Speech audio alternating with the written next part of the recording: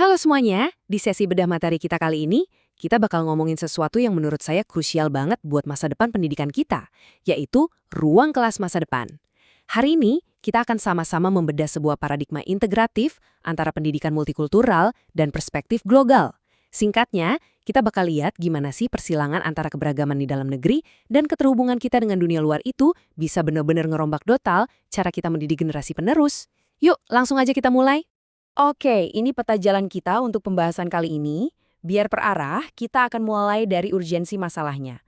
Terus masuk ke landasan multikultural dan global, kerangka integratifnya, strategi praktis di kelas, dan pastinya ditutup sama cek realita alias tantangan implementasinya. Kita masuk ke bagian pertama ya, urgensi pendidikan modern. Nah, mungkin kalian bertanya-tanya, kenapa sih kita harus bahas ini sekarang? Gini, mata pelajaran IPS itu sebenarnya punya satu misi sipil yang luar biasa penting, yaitu ngebangun warga negara yang sadar sosial. Masalahnya, pendekatan lama kita itu terlalu tekstual, cuma baca buku teks, kaku, dan seringkali udah nggak relevan sama dinamika zaman now. Makanya, kurikulum kita itu mutlak harus digeser ke pembelajaran kontekstual yang dinamis, yang benar-benar ngakar pada realitas masyarakat sehari-hari. Ini tuh udah bukan lagi pilihan ya, tapi keharusan kalau kita nggak mau ketinggalan zaman. Tapi ingat, pendekatan kontekstual ini nggak bisa berdiri sendiri. Ibarat koin, dia punya dua sisi yang harus jalan bareng. Di ranah internal, kita punya multikulturalisme. Artinya kita harus paham dan ngerawat keberagaman di dalam negeri.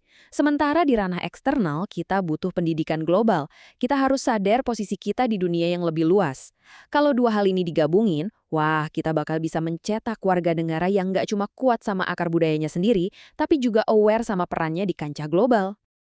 Lanjut ke bagian kedua nih, landasan multikultural dan global. Coba deh bayangin ruang kelas yang isinya anak-anak dari latar belakang yang beda-beda banget. Gimana harusnya kita ngelihat mereka? Ada satu filosofi dari James A. Banks yang menurut saya benar-benar game changer. Dia bilang, keberagaman adalah aset, bukan hambatan. Filosofi ini tuh ngubah sudut pandang kita secara total. Bayangin kalau kita berhenti ngelihat perbedaan latar belakang siswa sebagai masalah atau PR yang bikin pusing, dan justru jadiin itu sebagai batu loncatan yang luar biasa buat belajar. Ini baru yang namanya transformasi yang sesungguhnya buat menghargai pluralisme. Terus gimana langkah transformasinya? Gampang kok, ada 3 step utamanya. Pertama, manfaatin latar belakang anak-anak tadi sebagai kekuatan utama belajar. Kedua, biasain mereka untuk ngeliat suatu isu dari kacamata etnis yang beda-beda, jadi nggak cuma stuck di satu narasi mayoritas aga. Nah, kalau dua hal ini udah jalan, hasil akhirnya bakal ngebawa kita ke langkah ketiga, yaitu ngerawat kohesi sosial dan toleransi nasional. Jadi ngajarin anak buat mengapresiasi perbedaan, itu justru jadi kunci paling ampuh buat jaga persatuan kita. Nah, setelah kita beresin rumah kita sendiri lewat kelas multikultural tadi, sekarang saatnya kita zoom out. Disinilah perspektif global mengambil peran. Pendidikan global ini tujuannya simpel, tapi dalam banget. Menanamkan kesadaran kalau masyarakat dunia itu saling terhubung satu sama lain. Kita mau ngajak anak-anak, kita peduli nggak cuma sama urusan di depan pagar rumah mereka, tapi juga peduli sama isu-isu kemanusiaan yang ngelewatin batas-batas negara. Kenapa wawasan selebar ini penting banget? Coba deh lihat isu-isu raksasa kayak perubahan iklim, migrasi global, atau ekonomi internasional. Keputusan kecil yang kita buat di sini tuh bisa nggak sih efek domino ke belahan dunia lain, dan begitu juga sebaliknya. Harga sembako di pasar tradisional aja bisa naik turun cuma karena ada gejolak ekonomi di luar negeri kan? Nah, memahami efek domino inilah yang jadi inti dari ngebentuk warga negara global yang bertanggung jawab. Oke, sekarang kita masuk ke bagian ketiga, kerangka integratif. Jadi, solusi intinya apa? Kerangka integratif. Maksudnya, kita nggak lagi nyuruh anak-anak milih antara jadi lokal atau jadi global. Kita menyenergikan keduanya. Kita mau bikin satu sistem pembelajaran di mana anak-anak itu punya kesadaran sosial yang tajam, kritis, tapi juga inklusif.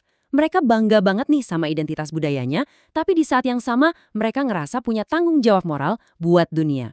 Tapi awas, sinergi ini nggak bisa cuma jadi kosmetik doang di silabus. Kerangka ini benar-benar harus meresap dari hulu ke hilir. Mulai dari netapin tujuan belajarnya, milih materi ajarnya yang relate, ngerancang proses di kelas sehari-hari, sampai ke evaluasi akhirnya. Semuanya itu harus secara konsisten ngasih lihat balance antara nilai multikultural lokal dan wawasan global tadi. Lanjut ke bagian keempat, 3 strategi kelas. Biar nggak ngawang, kita bahas gimana sih praktek nyatanya di kelas SD. Kita bisa pecah ke 3 ranah ya. Pertama, kognitif.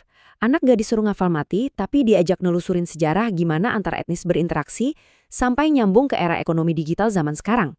Kedua, afektif. Kita bangun rasa empati mereka lewat studi kasus krisis kemanusiaan di dunia nyata. Dan ketiga, psikomotorik. Bayangin, anak-anak bikin aksi kampanye ngelestariin budaya lokal mereka, tapi nargetinnya ke pasar global pakai internet. Keren banget kan? Kombinasi yang komplit. Terakhir, di bagian kelima. Ini bagian yang paling bikin deg-degan. Tantangan implementasi nyata. Sebagai pengamat pendidikan, kita harus realistis ya. Ide paradigma integratif ini, di atas kertas, emang juara banget konsepnya. Tapi ingat, tanpa kesiapan nyata di lapangan, ide sebagus apapun bakal stuck cuma jadi wacana utopis atau sekedar makalah akademis yang numpuk di meja. Kita nggak bisa dong jualan ide manis doang tanpa mikirin gimana guru-guru kita bakal ngeksekusinya. Soalnya, realita di lapangan tuh nggak seindah teori. Pertama, jujur aja, ngubah konsep abstrak ini ke langkah praktis RPP harian itu susahnya minta ampun buat guru-guru. Kedua, alat peraga visual yang bisa ngebantu ngejelasin isu interdependensi global ke anak-anak itu masih minim banget, apalagi di daerah. Dan ketiga, ini nih masalah klasiknya. Materi ajarnya udah seru dan dinamis, alat ukurnya masih jadul. Coba pikir deh, gimana ceritanya kita mau nilai kedalaman empati global seorang anak kalau soal ujiannya masih pilihan ganda? Nggak nyambung. Jadi pada akhirnya, pembahasan kita nyisain satu pertanyaan besar yang wajib kita renungin bareng. Apakah paradigma yang sekeren ini benar-benar bakal ngubah cara siswa kita berpikir dan bertindak? Atau ya bakal jadi wacana yang lewat gitu aja? Kajiannya udah ngasih kita kompas yang jelas ya, nyatuin nilai lokal dan global. Tapi tugas kita yang paling berat sekarang adalah ngebangun jembatan dari teori di buku menuju praktik nyata di ruang kelas masa depan. Nah, gimana menurut kalian? Terima kasih ya udah ngikutin sesi kali ini, teruslah kritis, dan sampai ketemu di bedah materi seru selanjutnya.